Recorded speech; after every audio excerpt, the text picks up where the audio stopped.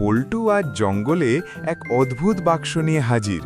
হাতে তার দামি ভিআর হেডসেট, মনে তার দুষ্টু বুদ্ধি। সামনেই ছিল সহজ সরল এক ভাল্লুক। পল্টু মুচকি হেসে ভাল্লুকের চোখে পরিয়ে দিল সেই জাদুর চশমা। ভাল্লুক তো অবাক। চশমা পড়তেই সে দেখল বিশাল পাহাড়ের চূড়া থেকে সে নিচে পড়ে যাচ্ছে। ভয়ে তার কলিজা পানি। পতনের ভয়ে ভাল্লুক সামনে যাকে পেল তাকেই জাপটে ধরল। আর সে ছিল বনের ভয়ঙ্কর বাঘ মামা। রাগে বাঘের অবস্থা খারাপ। সে ছো মেরে ভিআরটা কেড়ে নিয়ে পরিয়ে দিল পল্টুর মাথায়। এবার বোঝো মজা।